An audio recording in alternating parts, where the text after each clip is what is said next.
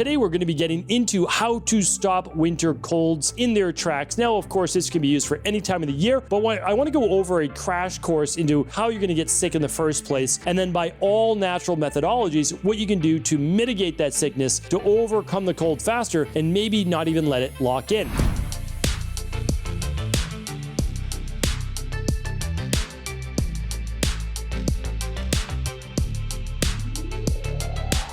So here's an example. You're sitting on an airplane, the person beside you is coughing and they're sneezing, and you're saying to yourself, I really can't get sick right now. I don't want to get sick. This person beside me, well, they're really sick. I'm going to catch this cold as well. Well, really what we're saying is this person is spreading most likely not a bacterial infection, but a viral-based infection. So there's airborne-based particles. Those particles you're essentially getting into your body in really only 4 ways.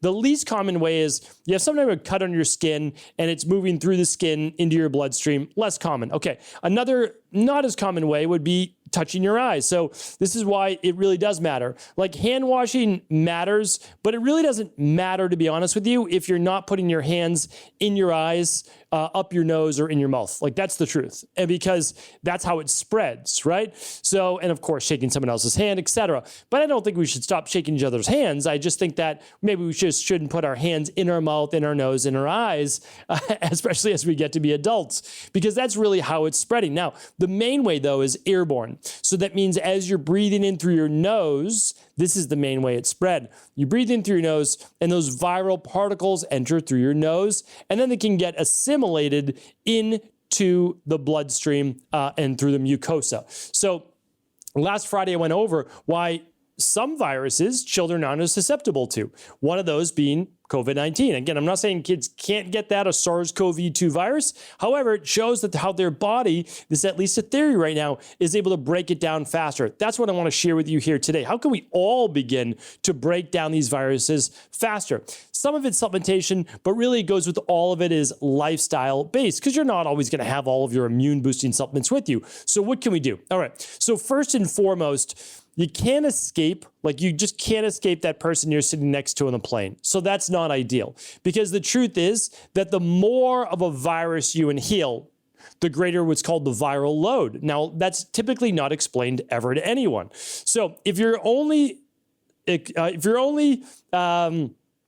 around a little bit of a virus, right, exposed to a little bit of that virus, and you only get a little bit of the virus in, your body only has to deal with a small amount of viral load. So your white blood cells can attack the virus and begin to break it down before it, because basically a virus isn't a fully fledged thing. It needs a host. You are the human host, right? So it needs to attach to you, right? Your DNA, your body, your tissue. But if your white blood cells can break it down faster, then it can begin to replicate. Well, you never actually catch the cold. And I'm doing that in air quotes if you're watching this on video. And that's because many of us are exposed to viruses on a daily basis. But our immune system is strong enough and our viral load isn't great enough so that we are able to actually not get sick in the first place. Now, what does it mean getting sick? Getting sick is like a cough, a cold, runny nose, right? Runny eyes, fever, body aches. But that's actually not the virus itself. That is our immune system mounting an attack to the virus. That means that what you see is the runny nose, runny eyes, sore throat, whatever it is, that's not actually something to be squelched. That's what conventional medicine does, right? They like try to get rid of all the symptoms. But that's actually your body, even a fever, is your body mounting a thermogenic-based effect in order to speed up white blood cell delivery and actually destroy viral replication. Right, that's how sauna is also beneficial. So I just want to share with you that there's a lot of things that conventional medicine tries to suppress. They always try to suppress symptoms when that's our body's way of healing. Okay, but how do we not get there in the first place? That's the goal. Or how do we recover even faster if we do get a cold? Let's go over that right now. So again, slow viral load. If you're at a party or you're somewhere eating out at a restaurant or just taking food to go, whatever it might be, and you see someone coughing and sneezing, try to move away, right? Like, you don't have to be rude, but move away.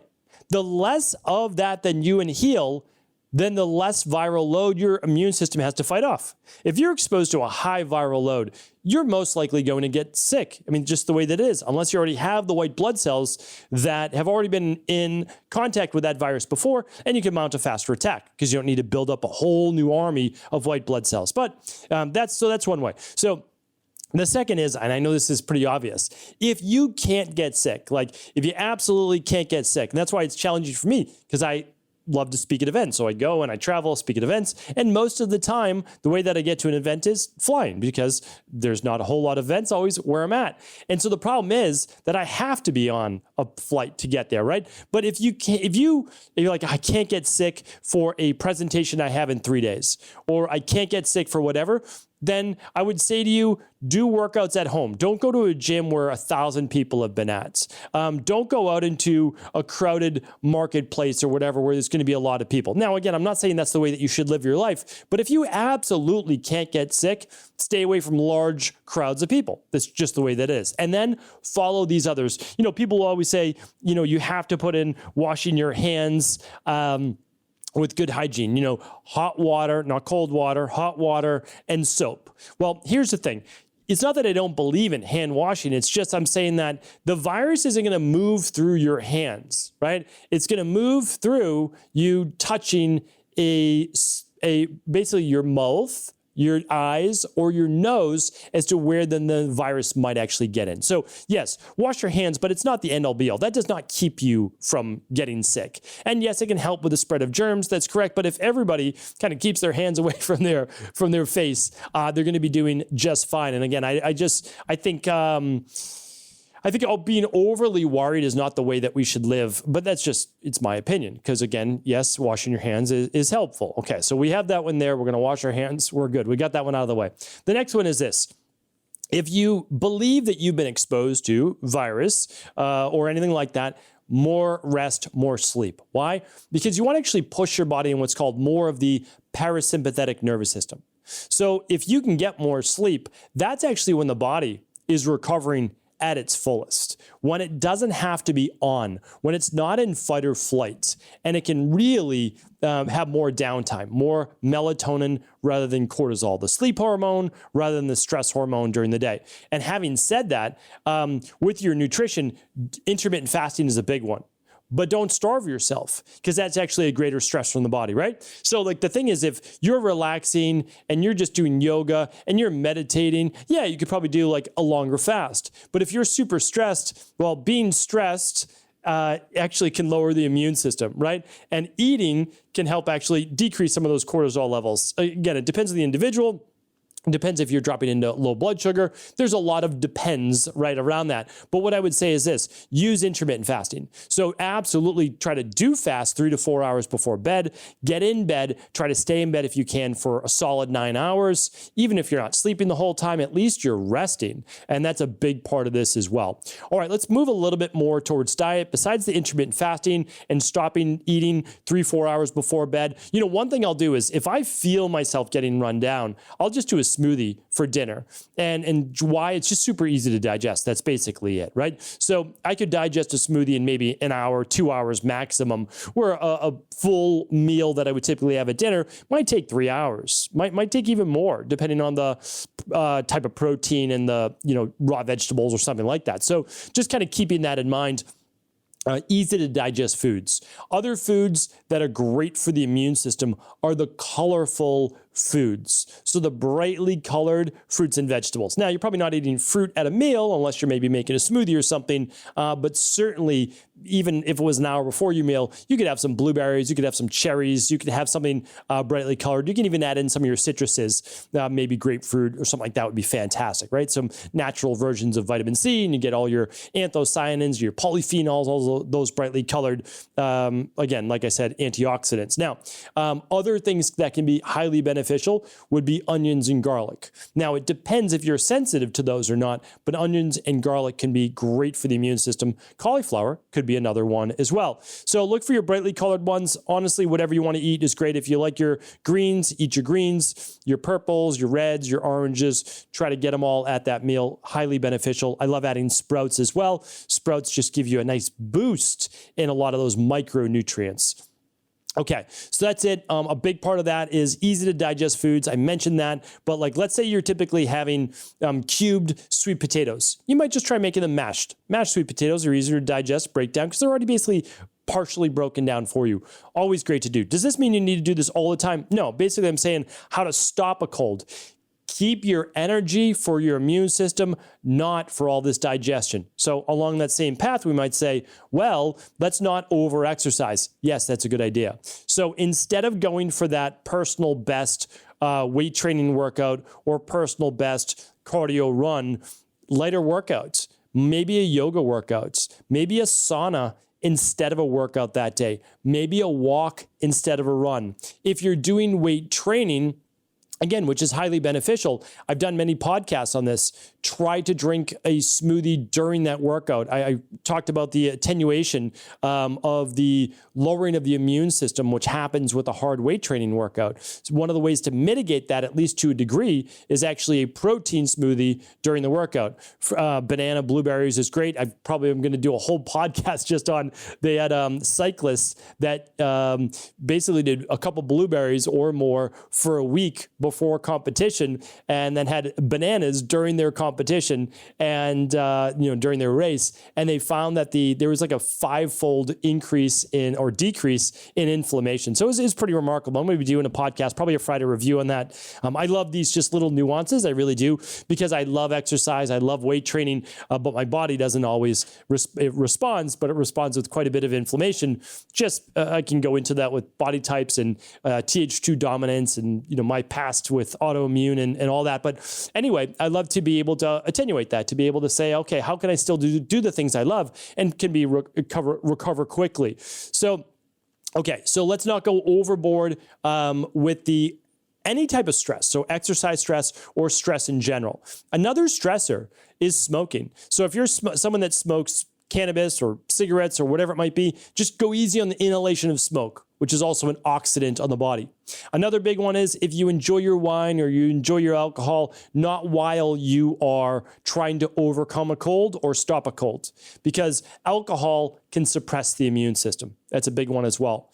All right, next one, I should have mentioned this earlier, but staying hydrated. We always talk about hydration, yes. But the reason is because you need your mucous membranes operating at 100% capacity.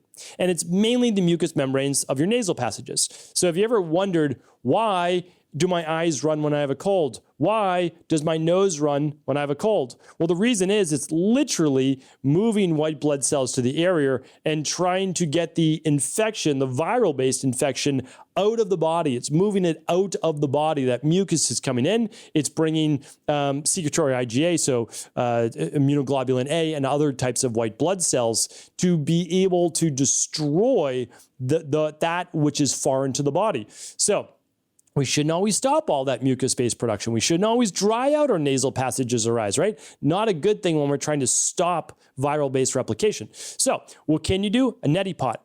Big advocate. I've talked about this before. Again, all previous podcasts are at stephencabral.com/podcasts. Today's episode 2903. You can go right to that show if you want. And we'll try to link up as many as we can. But remember, we're here for you as well. We have a whole team to answer your questions. So if you just want to go to cabralsupportgroup.com, whatever your question is, can't find a podcast, type it in there. The amazing Michelle, amazing Daniel, they'll be there helping you to answer your questions. So please check that out there, cabralsupportgroup.com. It's free. It's a free private health coaching group. We will help you, just point you in the right direction. That's it. Okay. So what I was saying about the hydration is key. About half your body weight in ounces of water per day is a general rule. And if you don't usually follow that rule, try to follow that rule when you're trying to flush the body. So it can be your favorite electrolyte water. Again, smoothies are another favorite one of mine. Herbal teas are a great one. Ginger tea is exceptional. And then why don't we move into some of the teas and supplements? So an elderberry tea, an echinacea tea, all of those would be remarkable because elderberry has already been scientifically proven to shorten the duration of a flu. Literally, elderberry. So elderberry is a great one when you feel that virus coming on. Let's name a couple others. L-lysine can be a great one.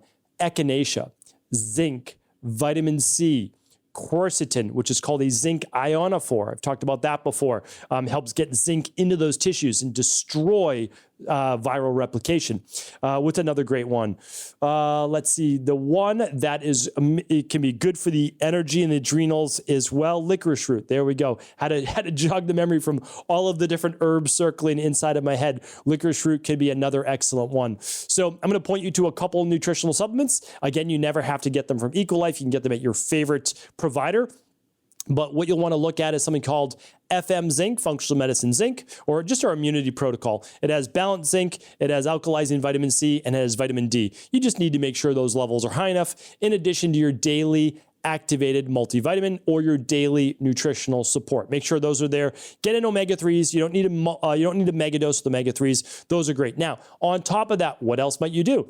His Pro is a favorite of mine. His Pro contains more of the zinc. It contains a lot of quercetin and some N-acetylcysteine. Now, if you have nasal congestion, sinus congestion, again, I have to give you my disclaimer, can't provide you with any medical advice, medical cures, medical treatments, or medical diagnosis of any kind, but we're talking about natural health. So there's a product called Sinus Support. Sinus Support, people love. Higher dose N-acetylcysteine and a lot of the nutrients that you need, such as bromelain as well, to get those sinuses draining, to get all of that congestion out as well. So my favorite is basically daily foundation protocol every day.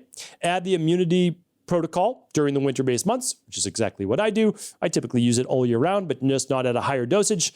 And then I use His Pro on a daily basis, but other people could use it just when they need it. And then Sinus Support, always having that on hand. So that is exactly what I do, and that's what we use with our clientele, and it works great. So I travel with those. People ask, like, well, what do you do? Well, I travel with those, and I actually start them oftentimes a day before I travel, the day of travel, the day after I travel, and if I don't feel anything building up my system, then I'm good. So that's how I stay healthy when traveling to events to not get all of these viruses in my system. The last one is this. Especially in the winter. This goes back to traditional Chinese medicine. Stay warm.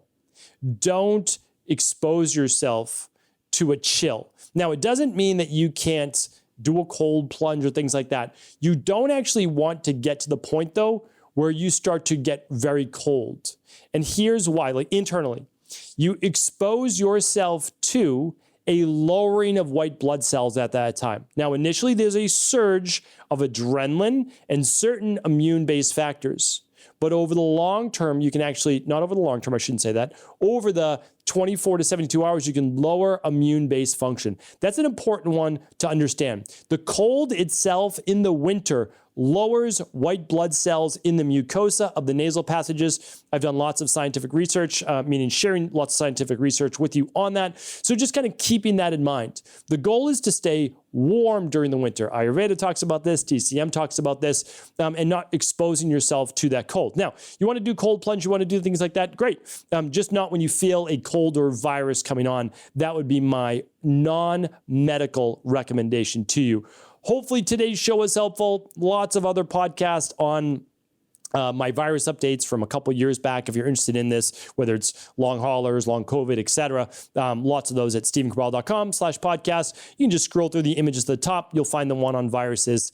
Again, my team is always happy to help at cabralsupportgroup.com. I appreciate you. I thank you for the products I was talking about earlier. Head on over to stephencabral.com/shop. You can just look at the ingredients. Again, you don't have to get them there. It's totally fine. You can get them from your integrative health practitioner or your local naturopathic doctor.